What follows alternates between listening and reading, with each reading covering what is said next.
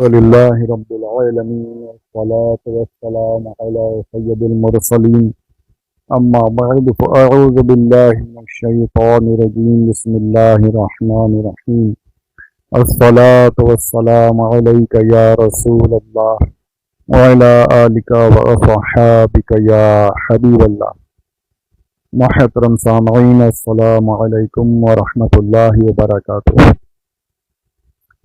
پارہ پہلا الف لام میم سورہ دوسری البقرہ آیت نمبر 41۔ مصدقا لما معکم، مصدقا کے بارے میں ہم کافی باتیں میں نے عرض کی ہیں، اسی سلسلے کو مصدقا کے بارے میں ہی ایک ضروری اور علمی اور اہم بات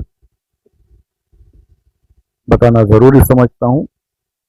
حدیث پاک سماعت فرمائیں، یہ حدیث شریف کیوں لکھی گئی ہے وہ پہلے اس کو سمجھ لیجئے۔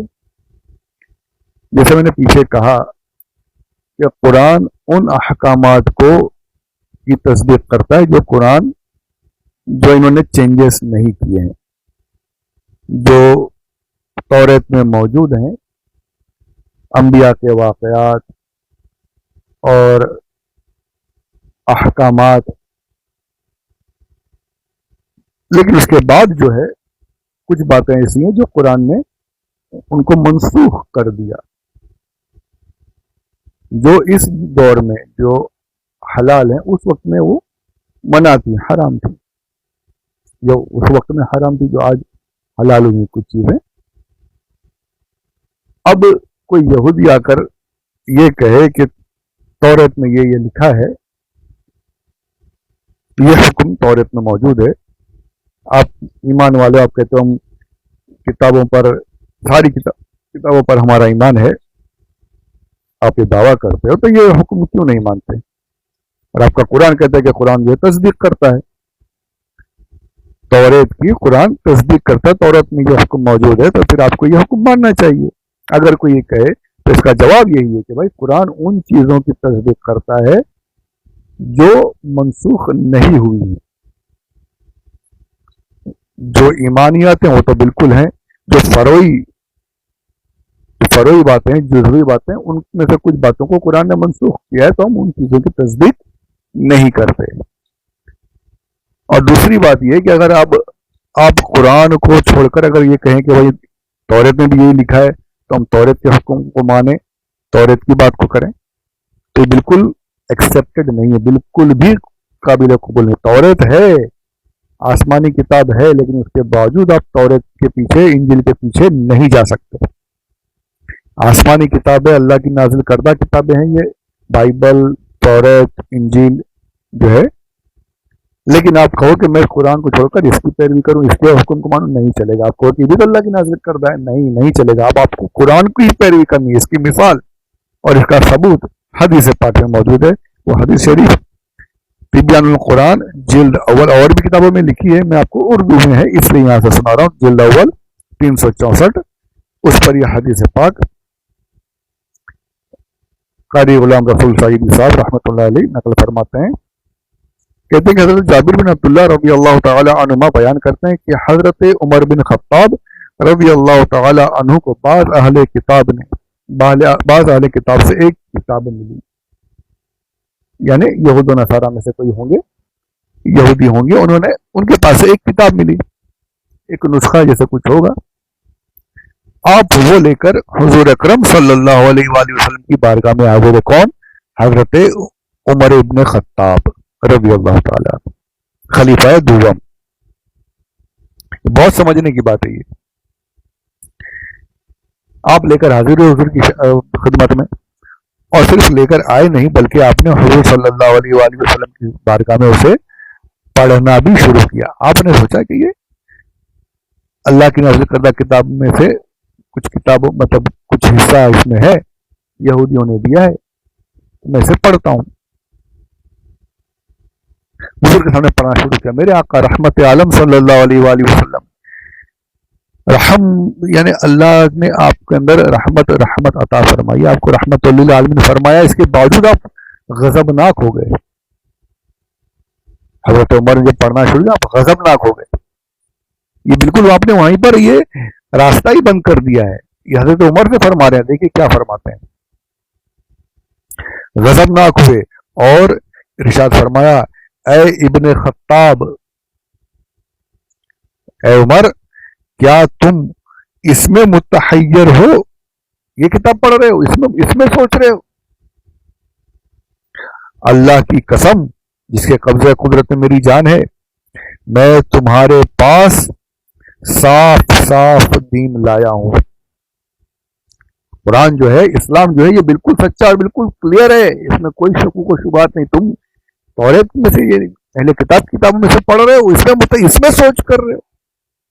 سب چھوڑو، قرآن جو لایا ہوں تو میرا دین ہے، یہ بالکل صاف ہے، اس کی پیروی کرو. فرماتے ہیں تم ان سے جب بھی، یعنی یہودیوں سے، اہل کتاب سے جب بھی کسی چیز کے بارے میں سوال کرو گے، یہ تم کو سچی خبر دیں گے تو تم اس کی تکذیب کرو گے، اور جھوٹی خبر دیں گے تو تم اس کی تصدیق کرو گے. اب یہ دیکھیں، ہم کو تو پتا نہیں، ہمیں تو علم نہیں ہے. اب انہوں نے کہا کہ توریت میں یہ لکھا ہے. آپ نے ارے قرآن تو اس کے خلاف ہے، آپ کو پتا نہیں. آپ نے کہہ دیا نہیں ہمیں اس کی تکذیب کرتا نہیں مانتا. سچی بات کو آپ نے جھٹلا دیا. اب انہوں نے کہا جھوٹی بات جو اپنی طرف سے ملا دی. انہوں نے کہا یہ توریت میں لکھا ہے، آپ کو پتا نہیں. آپ نے کہا ہو سکتا ہے کہ آپ نے اس کو ہاں سچ ہے، سچا، یعنی جھوٹی خبر کی تصدیق کر سکتے ہیں، سچی خبر کو جھٹلا سکتے ہیں. ہمیں علم ہی نہیں ہے. تو میرے آقا کیا فرماتے ہیں، جو میں لایا ہوں وہ سچا ہے، وہ صحیح ہے، وہ کلیئر ہے، اس کی پیروی کرو. آگے اور کیا فرماتے ہیں، اس ذات کی قسم جس کے قبضہ قدرت میں میری جان ہے، اگر یہ بہت بہت ہی اہم، یہ میرے آقا صلی اللہ علیہ وآلہ وسلم کا ارشاد ہے. اس پہ میں کچھ باتیں عرض کروں گا، دھیان سے سنیے.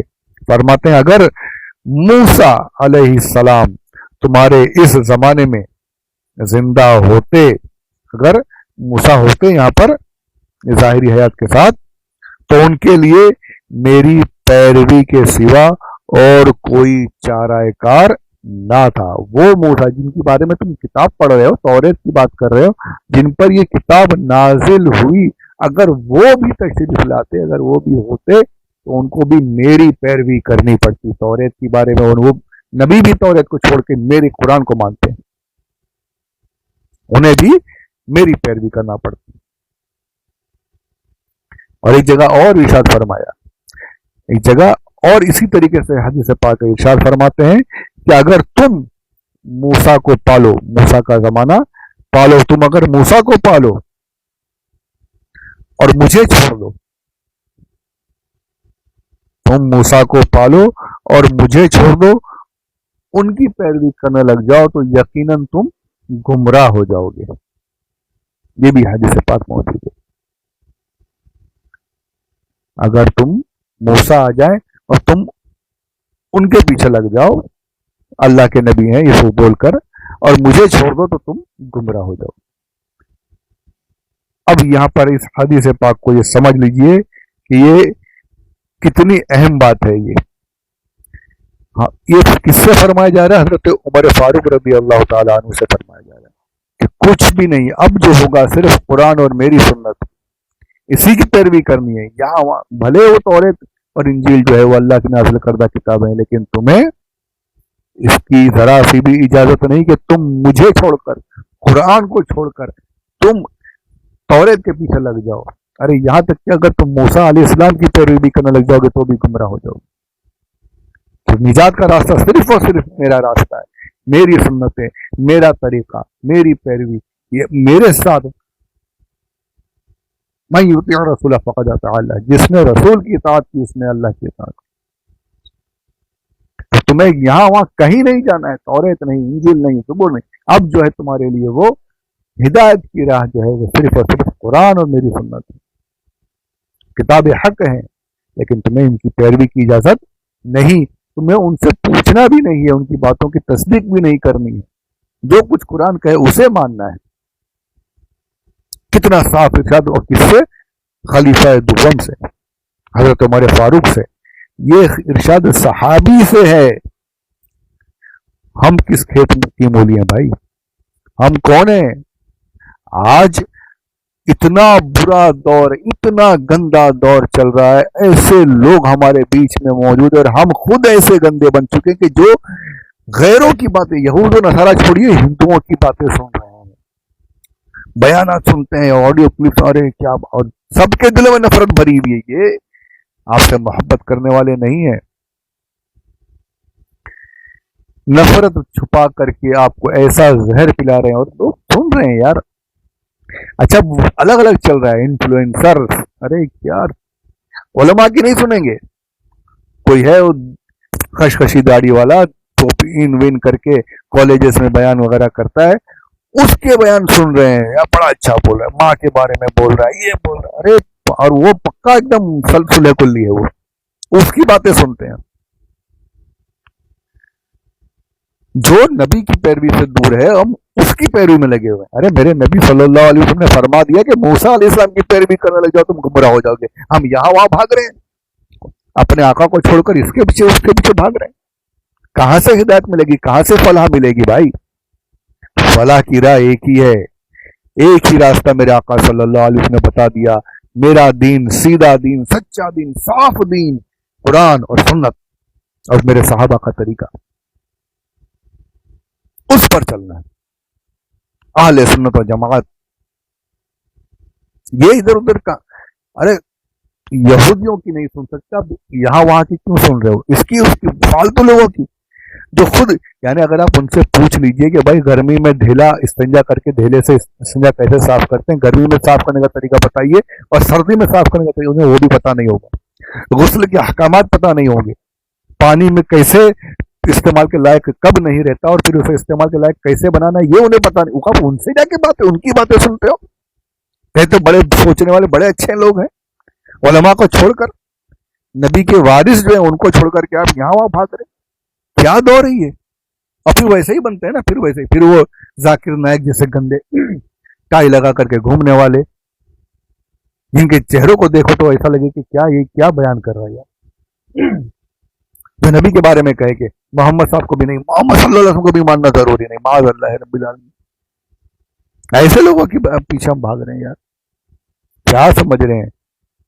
یہ دین یہاں وہاں سے نہیں ملنے والا، دین ملے گا، علماء کو ملا ہے، حضور صلی اللہ علیہ وآلہ وسلم کے صدقے میں ملا ہے، حضور کی چوکھٹ سے ملا ہے، تو علماء سے سیکھنا ہے، صحیح عالم اہل سنت علماء کی بارگاہ میں بیٹھ کر وہاں سے مسائل سیکھیے، وہاں سے معلومات حاصل کیجیے، ان کے علماء کے بیانات سنیے، آج تو بہت آسان ہے یار، سب کے بیانات موجود ہیں، اچھے اچھے، ایک سے ایک عالم، ایک سے بڑھ کر ایک عالم کے بیان موجود ہے، وہ سنیے، علم حاصل کیجیے، صحیح جگہ سے حاصل کیجیے۔